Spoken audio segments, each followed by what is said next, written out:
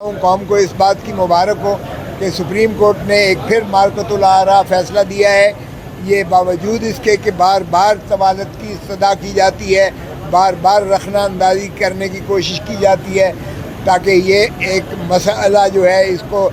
لمبو میں ڈال دیا جائے، اور اغلباً 16 ستمبر کی شاید انتظار فرما رہے ہیں. لیکن سپریم کورٹ نے بڑا واضح کر دیا کہ ایک تو بات یہ ہے کہ ہم اس کو لمبا نہیں کریں گے کیونکہ یہ مسئلہ ایسا ہے جس میں فیصلہ جلد ہونا چاہیے، اور یہی ہم نے استدعا کل کی تھی کہ جناب یہ ڈے ٹو ڈے کر کے اس کو ایک ہفتے کے اندر مہربانی کر کے یکسو کیجیے گا. اس کا فیصلہ چونکہ اس پر ساری قوم کی نظریں جمی ہوئی ہیں اور اس پر ہمارے ملک کے آئینی ڈھانچے کے مستقبل کا بھی اس پر دار و مدار ہے. چنانچہ آج جب اٹارنی جنرل صاحب نے بعد میں شروعات کی تو پہلے ہی انہوں نے ایک ایشو پر شروعات کی کہ کیا یہ کہیں جو ملٹری کورٹ ہے یا کورٹ مارشل ہے، کیا یہ اس کو کورٹ بھی کہہ سکتے ہیں، کیا اس کو عدالت بھی کہہ سکتے ہیں؟ کیا یہ آرٹیکل 175 کے دائرے میں اور آرٹیکل 203 آئین کا جو ہے جس کے تابع عدالتیں بننا مقصود ہے، کیا یہ ان کی تعریف میں، ان کے ذائچے میں، ان کے ڈسپلن میں یہ آپ کی جو کورٹ مارشل ہے یہ آتی بھی ہے کہ نہیں آتی ہے؟ تو اس پر جو ہے اٹارنی جنرل صاحب نے جو بحث کی تو انہوں نے کہا کہ جی یہ تو آرٹیکل 8 کی جو ہے سب آرٹیکل 3 کے اس میں آتا ہے. تو اس پر یحییٰ فریدی صاحب نے بھی اور میڈم عائشہ ملک صاحبہ نے بھی، جسٹس میڈم عائشہ ملک صاحبہ نے بھی اور جسٹس منیر اختر صاحب نے بھی جو سوالات کیے، اس کی جو ہے روح، اس کا مجموعہ یہ نکلتا ہے جو کم از کم سارے عدالت میں یہ اس چیز کا آیا کہ انہوں نے یہ بالکل آرٹیکل 175 اور آرٹیکل 203 کے زمرے میں نہیں آتا، اس لیے کہ نہ تو اس کی جو ہے وہ عدالت کی جو پریزائڈنگ آفیسر ہے یا جو جج ہوتا ہے وہ نہ تو اس کی وہ انڈیپینڈنٹ، نہ تو کوالیفیکیشنز ہے، پھر نہ اس کا کوئی انڈیپینڈنٹ اسٹیچر ہے، نہ اس کی کوئی جو ملازمت ہے اس کی کوئی یعنی تحفظ ہے، اور نہ ہی وہ آزادانہ طور پر فیصلہ کر سکتا ہے. اس لیے وہ عدالت کے تعریف میں ہی نہیں آتا جو آرٹیکل 175 اور آرٹیکل 203 سپروائزری جورسڈکشن ہے. یہ نہ عدالت عالیہ میں اس کی کوئی اپیل ہے، نہ عدالت عظمیٰ میں اس کا کوئی آگے پٹیشن ہوتی ہے. سو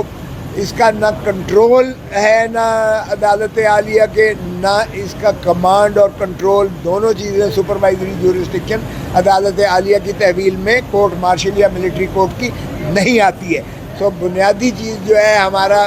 یہی تھا کہ ایک تو تفتیشی عمل جو ہے عنصر جو ہے وہ شفاف اور آرٹیکل 10A کے مطابق ڈیو پروسیس آف لاء کا ہونا چاہیے، اور یہ تو تفتیش سے ہی جب آپ اس کو ملزم کو اٹھا لیتے ہیں تو پھر اس کا کوئی پتہ نہیں ہے کہ اس کے ساتھ کیا ہو رہا ہے، اس کو کہاں رکھا جا رہا ہے، اس کے ساتھ کیا سلوک کیا جا رہا ہے، اس کو کیا بنیادی حقوق میسر ہیں یا نہیں ہے، اس کے کنفیشنل سٹیٹمنٹ ریکارڈ کیے جا رہے ہیں، کس طرح ہو رہا ہے، کون کر رہا ہے، اس کو کس جگہ پر لے جا کر کیا جا رہا ہے. نہ اس کو کوئی وکیل کی دسترس ہوتی ہے، نہ وہ اپنی کسی فیملی ممبر سے مل سکتا ہے. تو ڈیو پروسیس تو یہیں پر ہی منہدم ہو گیا، اور ڈیو پروسیس یہ بنیادی حق ہے جس پر کوئی قانون جو ہے اس کو سلب نہیں کر سکتا ہے. اس میں آئینی ترمیم کرے تو بھلے اور بات ہے، لیکن قانون کوئی بھی اس کو ٹیک اوے نہیں کر سکتا ہے. تو پہلی بات ہماری یہی تھی، اور اس کا کوئی جواب دوسری جانب سے نہیں آیا اٹارنی جنرل سے. اور اسی طرح عدالت کی تعریف میں نہ اس کی سپروائزری جورسڈکشن ہے، نہ اس کا کنٹرول اینڈ کمانڈ جو ہے ہائی کورٹ کے پاس ہے کورٹ مارشل کا، بلکہ ان کی اپنی ہائرارکی میں. تو پہلے دن سے ہی ہمارا یہ موقف تھا کہ جناب جب کور کمانڈرز جب یک زبان ہو کر فرماتے ہیں ان امپیچیبل ایویڈنس ارریفیوٹیبل ہے، اور جب فارمیشن کمانڈر سارے پاکستان کی آرم فورسز یہ کہتی ہیں کہ ناقابل تردید شواہد ہیں جن کو جھٹلایا نہیں جا سکتا، تو اس کے بعد ایک مذاق ہے کہ فوجی عدالت یا کورٹ مارشل جو ان کا ایک میجر جنرل ہوگا یا بریگیڈیئر ہوگا یا کرنل ہوگا وہ اس کو فیصلہ کر سکیں، اس لیے کہ فیصلہ تو دے دیا کور کمانڈر اور فارمیشن کمانڈرز نے. سو اس بنا پر بھی یہ عدالت انڈیپینڈنٹ اس کو نہیں کہا جا سکتا. اور جب یہ بات ہوئی تو چیف جسٹس صاحب نے بھی کہا کہ یہ چیز آپ کنسیڈر کریں اٹارنی جنرل صاحب کو کہ کیا یہ پیرلل جوڈیشل سسٹم کے بنانے کے متصادم تو نہیں ہوگا، متبادل تو نہیں ہوگا، کیونکہ یہ ٹرائکوٹمی آف پاور جو ہماری ہے، یعنی جو 3 ستون ہیں ہماری ریاست کے اور آئین میں جو متعین ہے، یہ اس کی روح کو مجروح کرتا ہے. جب عدلیہ کی آزاد نہیں ہوگی، انصاف جو ہے عدلیہ یعنی انڈیپینڈنٹ جوڈیشری یا انڈیپینڈنٹ کورٹ یا انڈیپینڈنٹ جو ہے کورٹ مارشل یا انڈیپینڈنٹ جو ہے ملٹری کورٹ نہیں فراہم کرے گی تو ظاہر ہے یہ ٹرائکوٹمی آف پاور کے اور ڈھانچے کو، روح کو آئین کی مجروح کرے گا. سو آج جو ہے اٹارنی جنرل صاحب نے پھر دوبارہ کہنے کی کوشش کی کہ جناب میں ایڈجوٹنٹ جنرل جو سب سے اوپر ہوتا ہے اس سے میں کوشش کر رہا ہوں کہ یہ جو ہے اپیل کی اس میں گنجائش کے بات پر اپیل ہائی کورٹ میں ہونی چاہیے اور پھر سپریم کورٹ میں اوپر پٹیشن آئے گی. تو یہ اس طرح سے ان کے کچھ ہماری جانب دیکھ کر ان کے کچھ تحفظات دور ہو جائیں گے. تو چیف جسٹس نے اور انہوں نے کہا کہ جی پہلے جو آرمی ایکٹ میں ترامیم ہوئی ہیں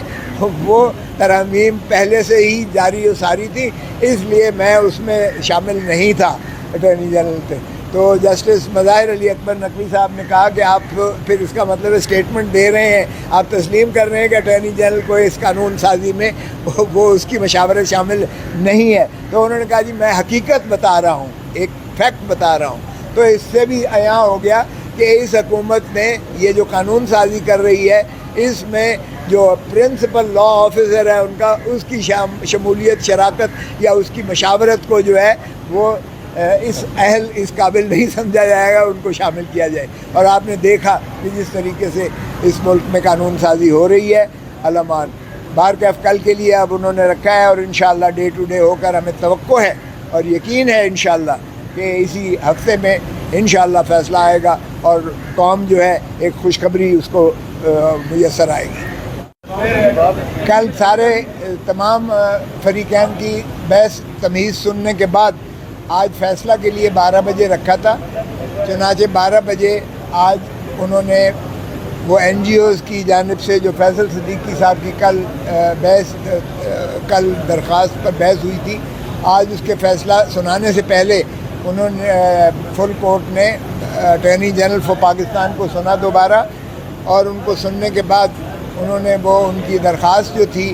مسترد کر دی سپریم کورٹ نے.